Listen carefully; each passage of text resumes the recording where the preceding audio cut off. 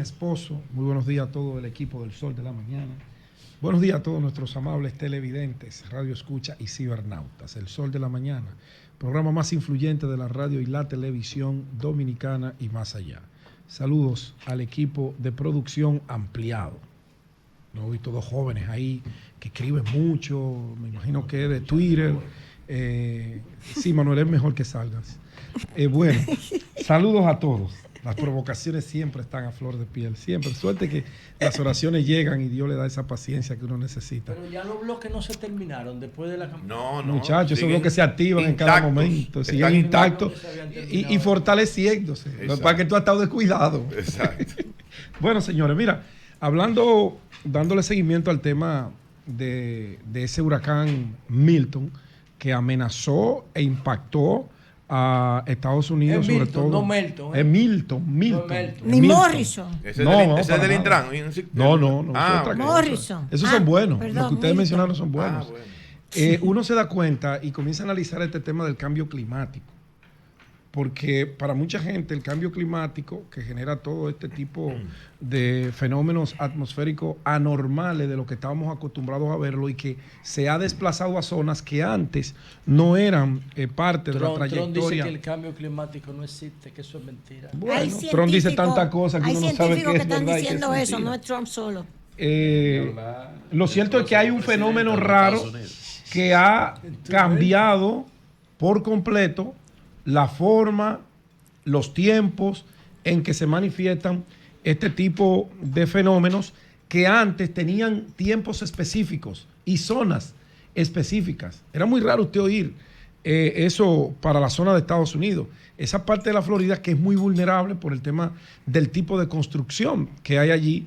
Uno nunca se imaginó ver un refugio con miles de personas, una encima de otra, como estamos acostumbrados a verlo en países subdesarrollados, como estamos acostumbrados a verlo aquí mismo, cada vez que se Y te digo aproxima. algo, si no muere nadie, que es lo que no se puede recuperar, al modelo norteamericano le conviene eso. Porque ahora eso se renueva todo y se hace. Claro, se y invierten más le cuartos. abre un plan social que beneficie electoralmente al candidato del gobierno, eso es obvio. Todas las crisis sociales benefician a los candidatos oficiales. Exacto. Entonces, el cambio climático es una realidad que nos está golpeando, que la estamos viviendo, pero que todavía muchos no apuestan a ella y seguimos autodestruyendo todo lo que tiene que ver con nuestro medio ambiente. Este tipo de cosas deben llamar a uno a reflexión porque pone en peligro lo más elemental, lo más fundamental del ser humano, que es su propia vida. Su propia vida, su propia existencia. Damnificados, refugiados en el país más grande y más poderoso del mundo. Esas son cosas que tienen obligatoriamente que sentar a uno a analizarlo con frialdad y ver qué cosas podemos hacer para ir cambiando. Inundaciones, casas destruidas por completo, electricidad, más de 1 millón había en la zona de Tampa, Kissimmee, zonas aledañas. Ayer, más de 1 millón de hogares. ¿Y quién se iba a imaginar eso en Estados Unidos? Tú te lo imaginabas en Nepal, en la India, aquí, en Venezuela, en el mismo Puerto Rico, que aunque es un territorio transcontinental de Estados Unidos, pero pertenece a América Latina, pertenece a las Antillas Mayores y tiene sus niveles de pobreza bastante arraigados como lo tenemos nosotros. Quizá ellos lo tienen mucho más que nosotros porque su economía ha venido en un franco deterioro en los últimos años. Hay un daño, como bien señala José, que ya las autoridades deben tener su plan bien elaborado. Ahí nos dimos cuenta cómo funcionan los sistemas de prevención en los países desarrollados, porque desde que se anunció el fenómeno, veíamos las cadenas de televisión informando, motivando a la gente, las autoridades, los alcaldes, los gobernadores, a dejar a las viviendas y preservar la vida. Y hacerlo con tiempo para que no ocurra lo que siempre va a ocurrir. Una parte se resiste, sale a última hora, y cuando sale a última hora, entonces se encuentra en el gran entaponamiento, y un trayecto que te puede tomar 1 hora te cuesta 6 y hasta 7 horas, pero también te puede poner en riesgo tu vida, que es lo más importante. Mucha gente acudió a ese llamado, por eso ustedes ven esas fotografías muy dramáticas en esos refugios, la gente amotinado en canchas de polideportivos. Pero bueno, lo más importante es que el fenómeno pasó, disminuyó y que aunque tuvo grandes efectos desde el punto de vista económico, en el humano no es tanto lo que hay que lamentar. Seguimos dándole seguimiento. Cuando él tocó el suelo. Hay otro huracán en las próximas horas. Se está armando otro fenómeno ahí mismo, pero viene del lado contrario. O sea, entraría por la otra costa. Así es. En la provincia del Yucatán, en México, también golpeó. Hay otro fenómeno ahí, en formación. Pero porque le pasó por arriba, como por las afueritas, pero dejó unas secuelas ahí que a estados como México, pues le es más difícil sobreponerse a ello. Bueno, le pongo un punto porque obligatoriamente debo referirme al tema reforma fiscal, este proyecto de ley que el gobierno ha presentado y que ha alborotado, como era de esperarse, el avispero en los sectores productivos de la República Dominicana, y son de las cosas que yo tengo como crítica. Debió haber un proceso de socialización, no de ponerse de acuerdo, porque como su nombre bien lo señala, impuestos. Es una imposición que los gobiernos hacen en momentos determinados para salvaguardar el desarrollo económico de la nación, para poder garantizar bienes y servicios, para poder garantizar infraestructura, para garantizar la estabilidad económica que de una manera u otra la República Dominicana ha sido de los pocos países que ha mantenido. Y eso es plausible. Y es plausible, bueno, porque las leyes que hay en materia económica, quienes han dirigido esto, lo han hecho bien, y el sector productivo nacional ha sido un ente importante en esa sostenibilidad.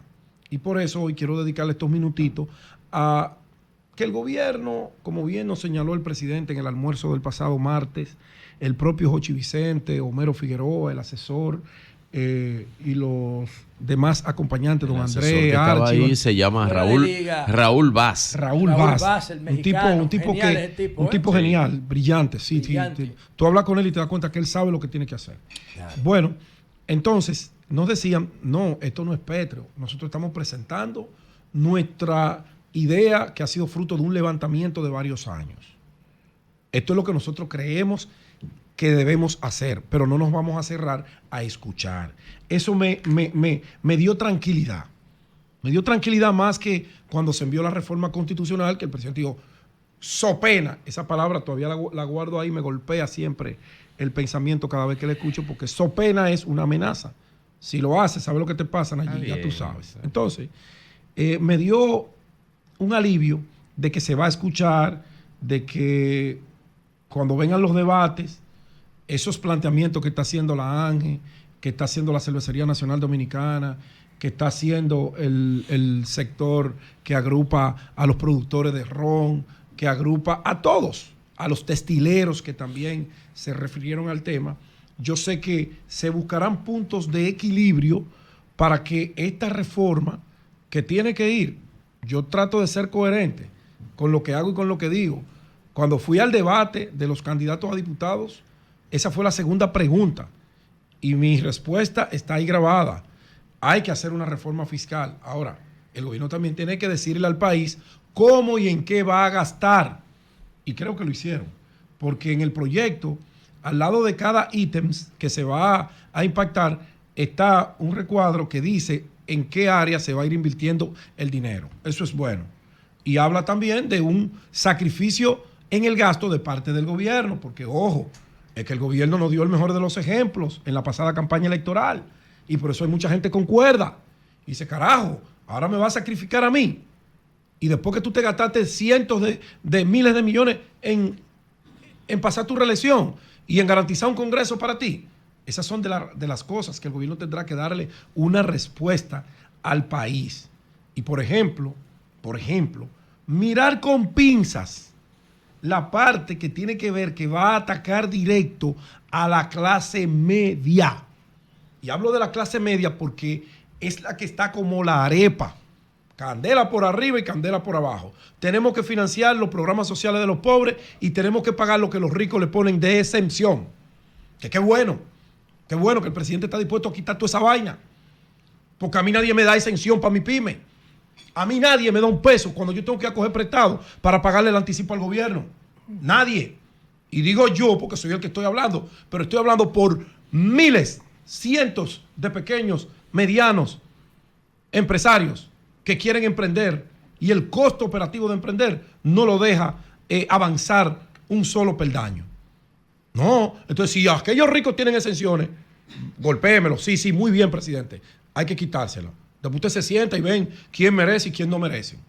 Pero no podemos pasar la vida amamantando una vaca. Si la vaca no engorda porque tiene problemas, se va a morir, sacrifíquenla. Entonces, cuidadito con el tema IPI. El impuesto a la propiedad, presidente. Cuidadito, don Hochi. Cuidadito, que yo no sé si ustedes han medido el impacto que eso va a tener. Porque estamos hablando de que la casita más barata que puede tener acceso a un clase media cuesta $160,000, como dijo Nayib, 60 metros cuadrados. Yo creo que lo más preocupante es la reforma. Eso es lo más preocupante, maestro. Ese tema del IPI. Es lo más preocupante. De la reforma. Eso, óyeme, donde quiera que yo voy, la gente me aborda para que nos refiramos al tema, porque la clase media está preocupada. Pero lo peor de esto es que la mayoría de esas viviendas no es que el dueño tiene el título guardado, no, es que se la debe al banco. Sí, es así. Es que se la debe al banco. Claro. Es que esa misma familia debe esa casa. La mía yo la debo toda. Tiene que pagar el colegio de sus hijos. Sí. Tiene que pagar la universidad. Tiene que pagar el servicio de salud caro porque todavía el Estado no se lo garantiza. No tiene empleo. Pero Sí, peor aún, también tiene que pagar ese préstamo y tiene que pagar el carro y tiene que pagar combustible caro. Claro. Y el mantenimiento. Por la finca tú no vas a pagar porque tú tienes 3 matas de limones. Entonces, presidente, creo que uno de esos aspectos que ustedes deben sentarse a revisar, porque bajar de 9.8 millones que está hoy, ¿qué es lo que cuesta una vivienda de esa? Sí. De la que tiene acceso la clase media, Sí. que trabajan los dos. No, la clase media no, la clase media baja. Exacto. Sí. La clase Gracias, media José. tiene acceso a vivienda de 1 o 2 millones de dólares. Correcto. No, esa es alta. no. Eso es alto, eso es alto. Eso es clase alta. No, alta Eso es no. alto, eso es alto. La No, alta no, la no, alta eso no es tiene alto. límite. No, eso es No, clase no, alta. Eso es lo que nos dijo el presidente. No. La ¿Tú realidad me vas a es decir a otra. mí que clase No me media venda eso. tiene No, acceso no. a 5 millones? No, Tú estás Clase- loco, Ninguno de nosotros vive en una Mire, casa de Es ese que yo no nivel. estoy hablando de eso, es que la sí, clase no, media clase media tiene baja. más de No, 6 claro. clasificaciones. Clase media alta. Alta, Pero alta. no llega. Bueno, pero no fuimos. No llega a ese nivel. Bueno, entonces, presidente, el IPI, siéntese y revise eso. Cambio y fuera.